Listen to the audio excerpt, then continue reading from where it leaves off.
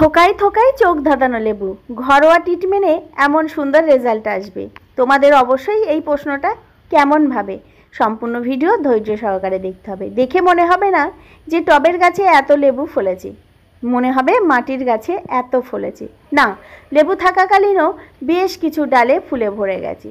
নিয়মিত খাবার আর নিয়মিত টিপস ফলো করেই এমন রেজাল্ট পাওয়া যায়। চলো তাহলে লেবু গাছের বর্ষাকালীন পরিচর্যা কি নেবে। বেশ কিছুদিন আগে শেয়ার করেছিলাম লেবু গাছে খাবার প্রয়োগের পরেই প্রত্যেকটি গাছে ফুলে ভরে গেছে, তার প্রমাণ ও প্রুফ দেখতেই পেলে। নমস্কার বন্ধুরা, গ্রিন গার্ডেনিং উইথ মল্লিকা।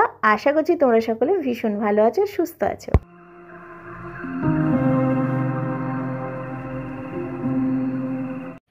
এখানে লক্ষ্য করলে দেখতে পাবে প্রত্যেকটি লেবু গাছে প্রচুর পরিমাণে ফুল এসেছে এবং লেবু থাকাকালীন এরকম ফুল এসছে। বন্ধুরা, এবার তোমাদের একটাই প্রশ্ন, আমার গাছে ফুল আসছে না। আমি বলবো টবের মাটিতে খাবারের ঘাটতি আর সঠিক টিপস আর সঠিক যত্ন হচ্ছে না, তাই জন্য এই লেবু গাছে ফলন পাচ্ছ না। লেবু গাছ করা খুব সোজা, বারবারই আমি সাজেস্ট করি। চলো লেবু গাছে কয়েকটি সাধারণ টিপস তোমাদেরকে বলি, এগুলো অবশ্যই ফলো করবে। লেবু গাছ যদি করতে চাও তাহলে অবশ্যই একটু বড় পাত্র নির্বাচন করবে, গোবর সার মাটির মধ্যে বসাবে। নূতন লেবু গাছে কোনোদিনই ফল হবে না, সে আশা তুমি করো না। টিপস নাম্বার 2, লেবু গাছ যদি করতে চাও তাহলে অবশ্যই রোদযুক্ত স্থানে রাখবে। ছায়াযুক্ত স্থানে লেবু গাছ কোনোদিনই হয় না, বিশেষ করে কাঁটা জাতীয় গাছ রোদ ছাড়া হয়ই না। টিপস নাম্বার 3, লেবু গাছে যদি মনে করো ভালো ফলন পাবো তাহলে অবশ্যই নিয়মিত কীটনাশক স্প্রে করতে হবে। এই যে কচি পাতা আছে, কচি পাতাগুলো সবসময় খেয়ে ফেলবে এবং গাছের গ্রোথ থমকে যাবে। সেক্ষেত্রে আমাদের অবশ্যই ঘরোয়া উপায়ে কীটনাশক তৈরি করে গাছে স্প্রে করতে পারো। এছাড়াও তুমি বাজার চলতি কীটনাশক আনতে পারো। টিপস নাম্বার 5, টবের মাটির আগাছা সবসময় পরিষ্কার রাখবে, এতে গাছ কিন্তু ফ্রেশ থাকবে। টিপস নাম্বার 6, টবের মাটি যেমন আগাছা পরিষ্কার থাকবে বর্ষাতে, ঠিক তেমনি এই টবের মাটিতে জল যাতে জমছে কিনা সেদিকে আমাদের খেয়াল রাখতে হবে। জল জমিয়ে থাকলে সমস্যা আসবেই, পাতা হলুদ, গুটি ঝরে যাওয়া, ফুল ঝরে যাওয়া। প্রত্যেকটি গাছের ক্ষেত্রে যেমন হয় লেবু গাছেও ঠিক তেমন। এই গাছের ড্রেনেজ ব্যবস্থা ভালো নেই, তার জন্য দেখো জল জমে গেছে। তো বর্ষার সিজনে এই টিপসটা অবশ্যই আমাদের মাথাতে রাখতে হবে। আর এমনিতেই বলবো লেবু গাছের বলো যে কোনো গাছের ড্রেনেজ ব্যবস্থা ভালো রেখে গাছ প্রতিস্থাপন করতে হবে। টিপস নাম্বার 6, গাছে অতিরিক্ত ফলন পেতে গেলে অবশ্যই নিয়মিত আমাদের খাবার প্রয়োগ করতে হবে। টবের মাটিতে খাবারের বেশি যোগান না থাকলে গাছে ফলন পাওয়া যাবে না। টিপস নাম্বার 6, বর্ষার সিজনে প্রত্যেকটি গাছে যথেষ্ট পরিমাণে খাবার আর আগাছা পরিষ্কার। অনেকেরই ধারণা আছে বর্ষার সিজনে খাবার প্রয়োগ করব না। সেক্ষেত্রে বলি এই গাছে অন্তত 40 থেকে 50 তারও বেশি লেবু হয়েছে এবং এখনও পর্যন্ত প্রচুর পরিমাণে ফুলে ভরে গেছে। তাহলে এই গাছে এই অল্প মাটির মধ্যে সীমাবদ্ধ, এতে যদি খাবারের জোগান না দিই তাহলে কিন্তু এই লেবুগুলো সব ঝরে যাবে। সেক্ষেত্রে আমাদের খাবারের জোগান অবশ্যই দিতে হবে। টবের মাটি অল্প মাটিতে সীমাবদ্ধ, সেক্ষেত্রে শীত গ্রীষ্ম বর্ষা আমাদের খাবারের জোগান দিতে হবে। মাটির গাছের ক্ষেত্রে সেটি করার কোনো প্রয়োজন নেই। প্রথমে আগাছাগুলো পরিষ্কার করে দিলাম, তারপরে টবের মাটি না খুঁচিয়ে ভার্মি কম্পোস্ট আর গোবর সার, এছাড়াও পাতা সার বা যে কোনো কম্পোস্টের সঙ্গে মাটি একটু মিক্সড করে দিয়ে দিচ্ছি। একটা কথা তোমাদের মাথায় রাখতে হবে, এই সময়ে টবের মাটি খোঁচাবে না, না খুঁচিয়ে যে খাবার দেওয়ার সেটি দেবে। এই সময়ে লক্ষ্য করবে প্রত্যেকটি টবের গাছের শিকড়গুলো ওপরের দিকে উঠে আসে, কারণ পর্যাপ্ত জল আর খাবারের খোঁজে সে ওপরের দিকে আসে। সেক্ষেত্রে আমরা যদি এই সময়ে খোঁচাই তাহলে শিকড়গুলো অনেকটা ক্ষতিগ্রস্ত হবে এবং গাছেরও গ্রোথ অনেকটাই থমকে যাবে, গাছের বৃদ্ধি ব্যাহত হবে। সেদিকে খেয়াল রেখে এই বর্ষা সিজনে কোনো রকম খোঁচাখুচি করবে না। এখানে ভার্মি কম্পোস্ট আর মাটি আমি সম পরিমাণ নিয়ে বেশ কিছুটা, প্রায় 1-1.5 কেজি করে প্রত্যেকটি টবের গাছে আমি এখানে প্রয়োগ করছি। এখানে লক্ষ্য করো পাতিলেবু গাছে কি অজস্র হারে ফুল এসছে, বেশ কিছু গুটি সেটও হয়ে গেছে।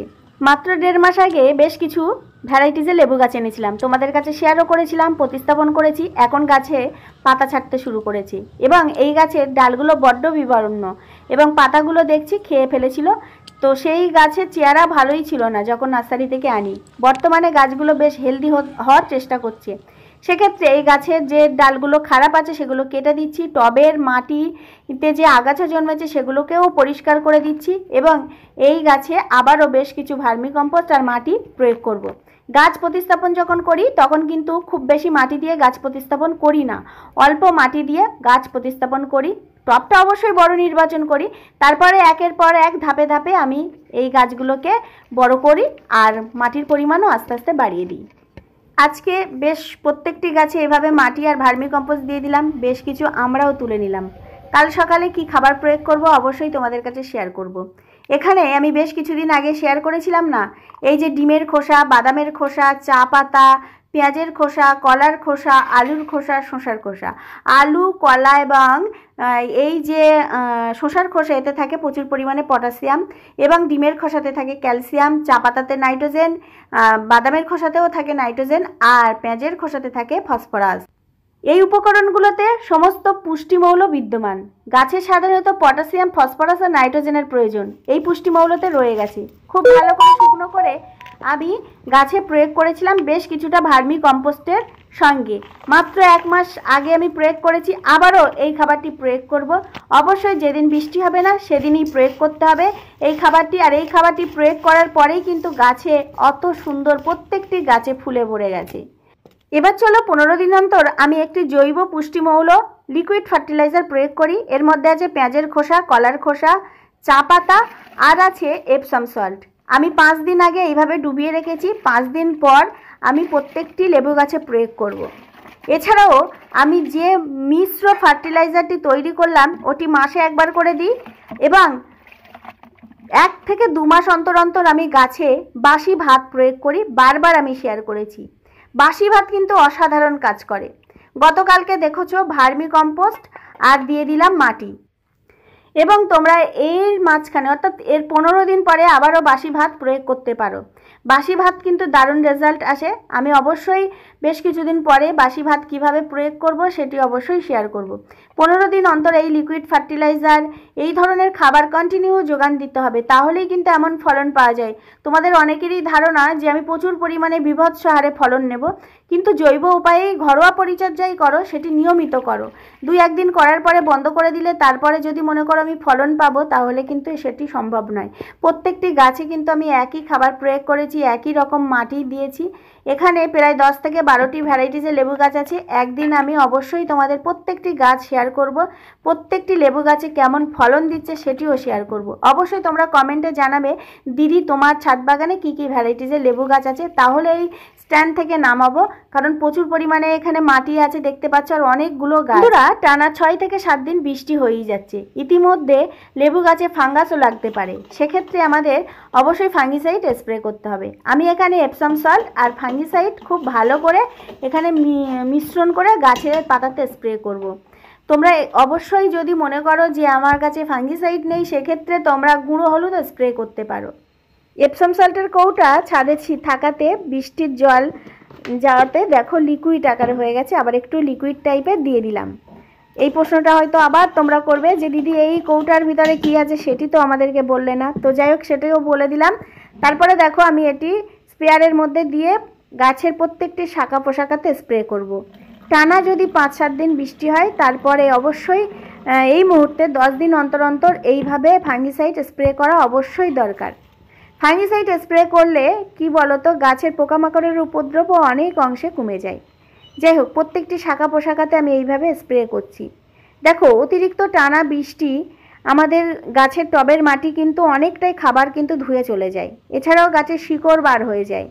এছাড়াও যে আমাদের অতিরিক্ত বৃষ্টির ফলে গাছে ফাঙ্গাস লাগে, গাছের ডালগুলো ড্রাই ব্যাগ হয়ে যায়। সেক্ষেত্রে এই সমস্যাগুলো অনেকটা অংশে সমাধান করে দেবে। গাছের ডালগুলো বেশ কিছুটা কেটে একটা সুন্দর শেপ দিয়েছি, তারপরে ফাঙ্গিসাইড আর এপসাম সল্ট স্প্রে করছি। টবের মাটিতেও দেবে। বন্ধুরা, সর্বশেষ টিপস হলো এই ফাঙ্গিসাইড আর এপসাম সল্ট স্প্রে অন্তত 10 দিন অন্তর অন্তর করবে। 3 ঘন্টা গাছে থাকলেই যথেষ্ট কাজ করবে। তোমাদের হয়তো অনেকেরই প্রশ্ন থাকবে, বৃষ্টি হচ্ছে, বৃষ্টি হলেও এই খাবারগুলো প্রয়োগ করা যাবে, কোনো রকম সমস্যা নেই। যখন দেখবে বৃষ্টি কমেছে তখনই প্রয়োগ করবে। বর্ষার সিজনে সব থেকে বড় সমস্যা হলো টানা 7 থেকে 8 দিন বা 10 দিন বৃষ্টির পরে হঠাৎ করে রোদ উঠলে গাছ ঝিমিয়ে পড়ে, পাতা শুকনো হয়ে যায়, হলুদ হয়ে যায়, ফুলগুলোও ঝরে পড়ে, এছাড়াও ফল যদি থাকে আস্তে আস্তে ঝরে যাবে। এই সমস্যা রোধ করতে অবশ্যই বাড়িতে যদি হিউমিক অ্যাসিড থাকে 1 চামচ নেবে, 1 লিটার জল দেবে, তার সঙ্গে 1/2 চামচ এপসম সল্ট দেবে এবং হাইড্রোজেন পারঅক্সাইড যদি থাকে তার সঙ্গে 1/2 চামচ দেবে। ভালো করে মিক্সড করবে, গাছে প্রয়োগ করবে। এই সমস্যা থেকে একেবারে মুক্ত হয়ে যাবে এবং গাছ হেলদি তরতাজা থাকবে। বর্ষা সিজনে লেবু গাছের এই সাধারণ পরিচর্যাগুলো নাও আর সাধারণভাবে এই টিপসগুলো ফলো করো। প্রত্যেকটি লেবু গাছের ভিডিওর আপডেটগুলো শেয়ার করব, অবশ্যই সেই অনুযায়ী তোমরা তোমাদের বাগানেও গাছে প্রয়োগ করো। এতক্ষণ ভিডিওটি ধৈর্য সহকারে দেখার জন্য ধন্যবাদ। আবার আসবো নতুন কোনো গাছ সংক্রান্ত বিষয় নিয়ে। ভালো থেকো, সুস্থ থাকো, টাটা।